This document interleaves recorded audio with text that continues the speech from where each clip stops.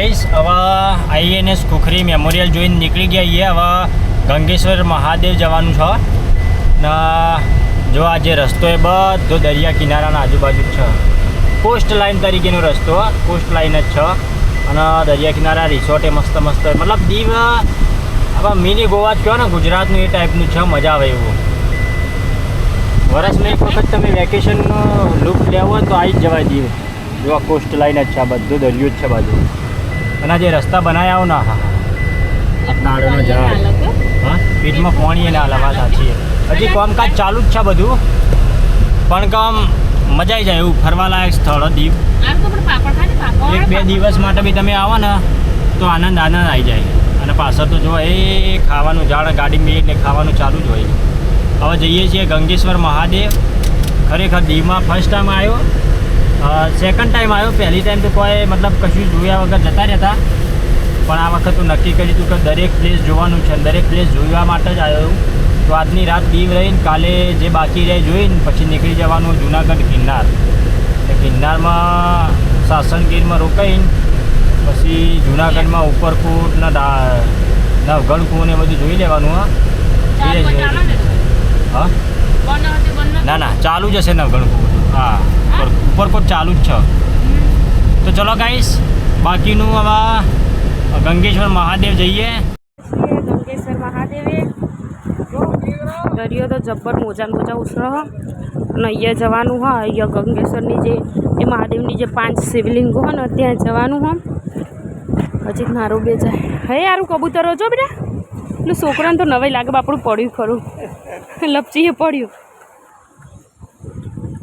તો ચલો તા ને અહીંયા જઈએ ને પછી તમને લોકોને દર્શન કરાવીએ. બહુ કબૂતરો ને કા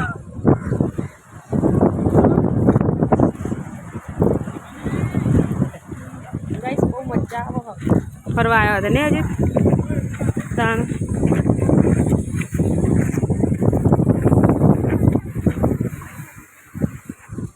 એન્જોય કરી દેવાનો ને હજી 4-5 દિવસ. શું કેવું? આ બાજુ હોય ને લ્યા એ રીતો 5 શિવલિંગ રહીએ. આ મંદિર બનતું લાગે અહીંયા, નવું હજુ બનવાનું ચાલુ છે.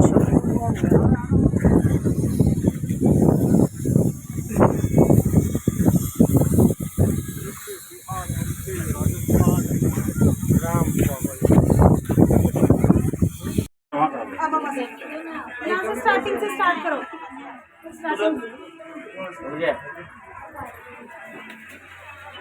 अरे बचपन वाले युग में भी नहीं रहती हुआ. पीछे बैठ पंकज, पीछे बैठ जा.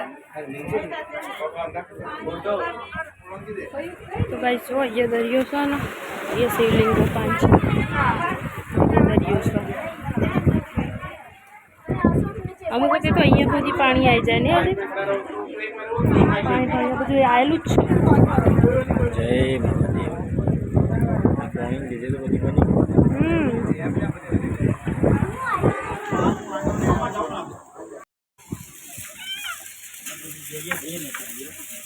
શું કહેવાય રે?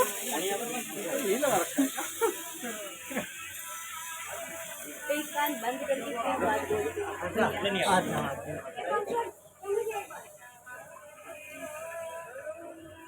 नंदी जी के कान से बात आज आप क्या बैठे कोई आता है तो यहाँ ए बंदे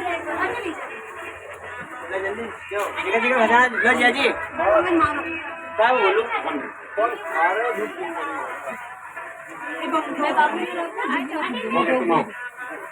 तो गाइस 5 शिवलिंग जो 4 अरे 5वीं है, 5वीं है जय भोलानाथ बाबा. लो जी दो ना. अरे 2 मिनट आ रही है. अरे साथ में दो. अरे उसके फोटो खींचो. आपके फोन में नाम से अरे भाई एक फोन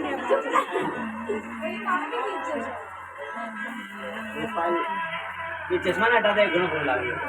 ये नागोवा बीच ઉપર વિચાર તો નહોતો, પણ 5 મિનિટ કીધું ખાલી ચક્કર મારી બીચ જોઈ લીધા. પાછલા 2 દિવસથી 3 થી 4 જગ્યાએ બીચ જ જોજો કરી આવી. દીવનો ફેમસ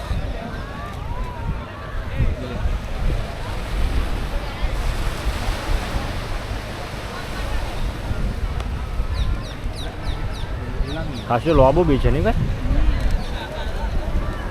કયું કે દીદી લગ્યા તું બતાજી અરે પહેલા માટે મસ્ત તો ગઈ આરો માટે થોડી ચડ્ડીઓ લેવાનો વિચાર છે ચડ્ડા હા મસ્ત જો હા ચડ્ડા હોય એના લેવા આ તો મોટા મોટા આ તો પણ આરો માટે મેળા મેળા નહીં મોટા મોટા ટી શર્ટો ને એવું હોય અંદર જો માર્કેટ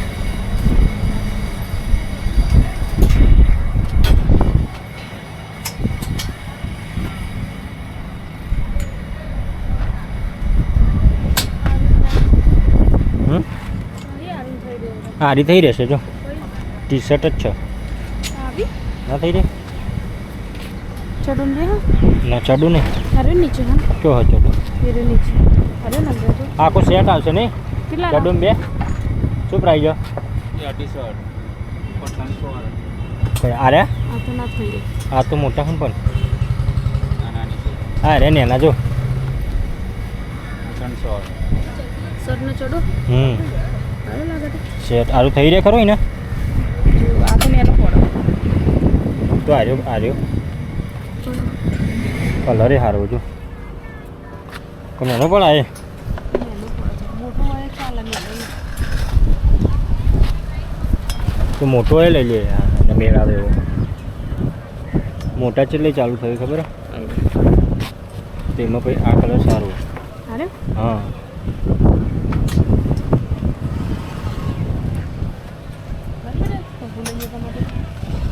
તો ગાઈસ આરો માટે એક ચડો ને બુસર લઈએ છીએ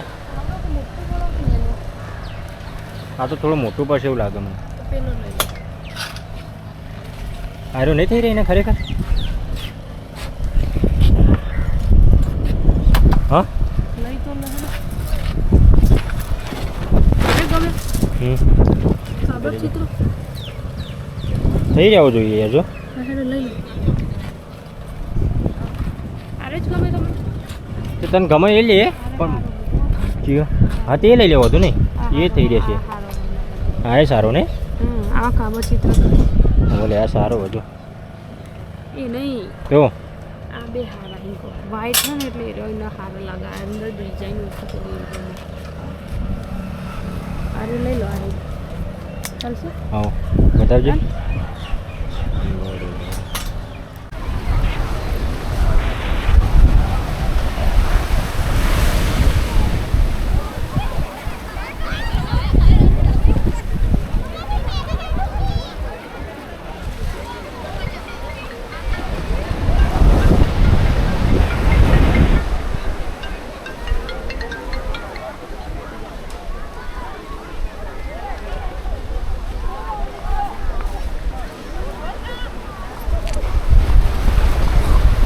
આપી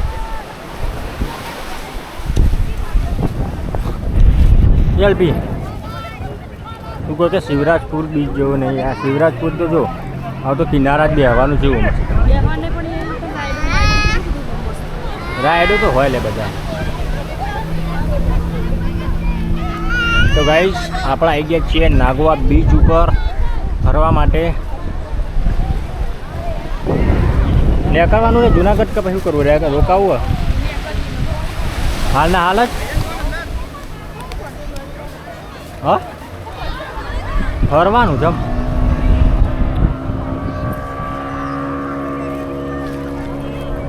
આપણે આવી ગયા છીએ ઠંડુ કરવા માટે લચ્છી અલ્પીએ મગાવીએ લચ્છી ને મી મગાવીએ માજા તો હવે લચ્છીનો ઓર્ડર ચાણા હવે તાણે ખાઈને પછી નીકળવાનું અમારે સાસણગીરમાં રોકાવાનો પ્લાન બનાવ્યો જોઈ લો આ સામવાની સાઈડ બીચ છે અને એના સામું છે દુકાન છે ઠંડાની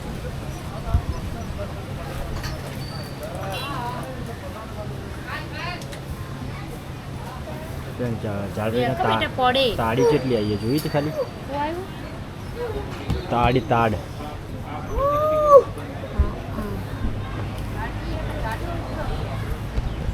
તો ગાઈસ આપણે લચ્છી ખાઈને પછી મેં તો લચ્છી નહીં મગાવી માજા મગાવી પણ અલ્પી લચ્છી ખાઈ લે એટલે જવાનું સાસરી અહીંથી કેટલું થાય 80 2 કલાક તો ખરા તો પછી રાત રોકાવું પડશે એ ઘર તે તો રોકાવ છો તો ગાઈસ ફાઇનલી આપણે દીવના જે ફરવાનું હતું જે જગ્યા ઉપર એ બધી જગ્યા ઉપર એક્સપ્લોર કરીને હવે નીકળી ગયા છીએ સાસણગીર જવા માટે. તો મિનિમમ અહીંયાથી જોવા જઈએ તો સાસણગીર 85 કિલોમીટર જેવું થાય છે. તો લગભગ મારા અંદાજે 2-2.5 કલાક જેવું થવું જોઈએ. તો ત્યાં જઈને પછી રિસોર્ટ બુક કરાવીને ત્યાં રિસોર્ટમાં રોકાઈ અને સવારે જુનાગઢ તરફ જવા માટે નીકળી જઈશું. તો ગાઈસ અત્યારે અમે આવી ગયા છીએ સાસણગીરમાં, રૂમ રાખી લીધો છે અને લગભગ આ રૂમ અમને 1200 કે 1300ના રેન્ટમાં આઈ થિંક મળ્યું છે. જો બ્રેકફાસ્ટિંગ અંદર રાખવું હોય તો એનું લગભગ 500 રૂપિયા વધી જતા હતા, એટલે અમે બ્રેકફાસ્ટ કેન્સલ કરાવી અને ખાલી જે રૂમ છે એનો જ રેન્ટ આપ્યો છે. તો અત્યારે લગભગ અમે કલાક પહેલાં આવી ગયા હતા, 8:30 જેવા નહીં 8:30 જેવા આવી ગયા હતા. અને રૂમ તમે જોઈ શકો છો. જો આ ટીવી છે, આ પાણીની 2 બોટલો પડી, પછી આ એક સોફો છે અને રૂમ મતલબ કે એક મસ્ત રૂમ. જો આ જ રૂમ અમે શું હતું, આ પેન્ટિંગ બી જોઈ લો સી. અને આ જ રૂમ દ્વારકામાં જો આ રીતના રૂમ લેવા જઈએ, દ્વારકા અને એક બીજી કઈ જગ્યાએ, દ્વારકામાં સૌથી વધારે મોંઘું પડે. દ્વારકામાં રૂમ રાખવા જઈએ ને તો સૌથી વધારે મોંઘું પડે. આ સિસ્ટમનો ને આટલી જ ફેસિલિટીનો રૂમ દ્વારકામાં મિનિમમ 5000 પ્લસ જાય ને. એ બી જે ગોમતી ઘાટવાળો એરિયા રહ્યો, દ્વારકાધીશનું મંદિર એની, હા એ એરિયામાં તમે લેવા જાઓ ને તો મિનિમમ તમને 6000-5000ની ઉપરમાં પડી જાય. અને જો દ્વારકાથી પછી જે હાઈવે ઉપર લેવા જઈએ ને તો 2000-3000 રેન્જ ચાલુ થાય. તો દ્વારકામાં રૂમ થોડા મોંઘા પડે. બાકી સોમનાથમાં બી કાલે 1200 રૂપિયામાં જ મસ્ત મળી ગયો હતો.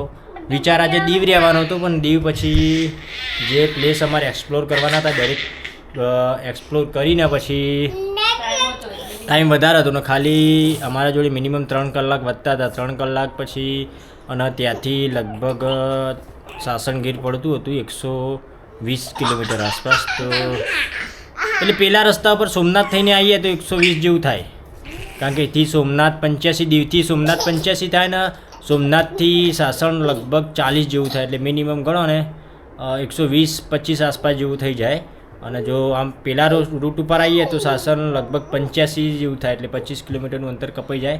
પણ અમારે સોમનાથ એટલા માટે જવું પડ્યું કે અમારે જે નારિયેળનો હલવો લેવો હતો એના માટે અમારે જવું પડ્યું. કેમ કે નારિયેળનો હલવો અમે લગભગ હું આ ત્રીજી વખત લઈ જાઉં. મસ્ત એ હલવો અમારી બાજુ આપણી બાજુમાં મળતો નહીં, જે વિસનગર મહેસાણાના એરિયામાં હલવો મળતો નહીં એ ટાઈપનો. તો એ હલવો લેવા માટે સ્પેશિયલ અમારે આવવું પડ્યું, પણ ફાઇનલી હલવો મળી ગયો. તો ગાઈઝ લગભગ દ્વારકાથી માંડીને અત્યાર સુધીના જે વિડીયો છે એ અપલોડ નથી કરી શક્યા. એનું મેઇન રીઝન છે કે અમે ટ્રેવલ કરવામાં, એક્સપ્લોર કરવામાં, વિડીયો ઉતારવામાં અમને ટાઈમ એટલો મળતો નથી, ટાઈમ સ્પેન્ડ નથી કરી શકતા. એના લીધે વિડીયો નથી અપલોડ કરી શક્યા. પણ લગભગ હવે 1-2 દિવસ હજુ લાગશે. એના પછી ઘરે જઈને રોજ એક નવો વિડીયો આવી જશે અમારા ટ્રેવલ એક્સપ્લોરનો. અને રોજ તો કંઈ ફરવા જવાનું નથી હોતું, એટલે અને જો ફરવાનું, વિડીયો ઉતારવાનું, અમુક એવા બી પ્લેસ હતા કે જે જગ્યાએ અમે વિડીયો શૂટિંગ નથી કરી શક્યા. જેમ કે આપણે ગાંધી બાપુનું ઘર હતું, પછી આ દીવમાં જે સેન્ટ પોલ ચર્ચ હતી, અમુક જગ્યાએ એક્સપ્લોર નથી કરી શક્યા, પણ વિડીયો શૂટિંગ નથી થઈ શક્યું. એનો મને થોડો દુઃખ થાય છે કે વ્લોગમાં એ નહીં આવી શક્યા. અમે તો દર્શન મતલબ અમે જોઈ શક્યું, પણ ફાઇનલી વ્લોગ દ્વારા મારફતે એને શેર નહીં કરી શકીએ. તો જે લોકો આવ્યા છે એમને ખબર હશે કઈ રીતનું છે, ને જે લોકો નથી આવ્યા એને ગાંધી બાપુનું ઘર તો ચલો નો ડાઉટ કે લોકોએ જોયું છે, પણ દીવમાં જે સેન્ટ પોલ ચર્ચ રહીને એ જોવાલાયક છે મિત્રો.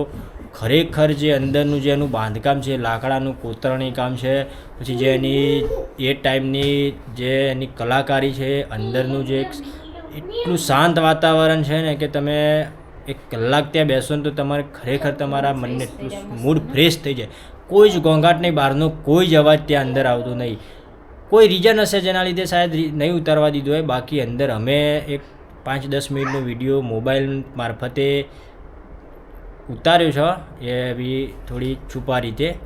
તો ગાઈસ એ તમને થોડો શેર કરી લઈશું. બાકી જો ટાઈમ મળ્યો તો એ આખું આપણે છે રીતે કે બીજા બધા ફોટો પાડતા હા હતા ને એ એટલે બી અમે લોકો ઘરનું કામ ના ઉતારતા. ફોટોગ્રાફીને એવું કરતા હતા એટલે એના લીધે અમે બી પછી થોડું ઉતારી લીધો. બાકી વધારે લાંબુ નથી કરી શક્યા. બાકી 5-10 મિનિટ જો મળ્યો હોત ટાઈમ તો આખી ચર્ચ એક્સપ્લોર કરવાની હતી. અને એ બી ચર્ચ એટલી મસ્ત હતી ને કે ના પૂછો વાત. જ્યારે બી તમે આવો તો દીવમાં એ એક્સપ્લોર કરજો. ગંગેશ્વર મહાદેવ બી સારો પ્લેસ છે. પછી દીવનો બીચ કહીએ જાણીતું સુપ મતલબ દીવનું સૌથી જાણીતું સ્થળ જોવા જઈએ તો એક દીવનો ફોર્ટ અને બીજું છે આપણે કયો બીચ નાગોવા બીચ. મસ્ત પ્લેસ છે ગાઈસ. તો ચલો ગાઈસ હવે થોડું મતલબ ઊંઘ બી આવી રહી છે તો અહીંયા આજના વિડીયોનો એન્ડ કરીએ છીએ. અને કાલે એક્સપ્લોર કરવાનું છે. જો સાસણગીરની સફારી અહીંયાથી બુક થતી હોય તો કોઈ મારફતે કાં તો દેવલિયા પાર્ક કોઈ બી થતું છે તો તે મારફતે ત્યાં જવાનું છે. બાકી ત્યાંથી અહીંયાથી પછી સવારે નીકળી જઈશું. જુનાગઢમાં ઉપરકોટ છે, મ્યુઝિયમ છે, પછી જે સક્કરબા ઝૂ છે.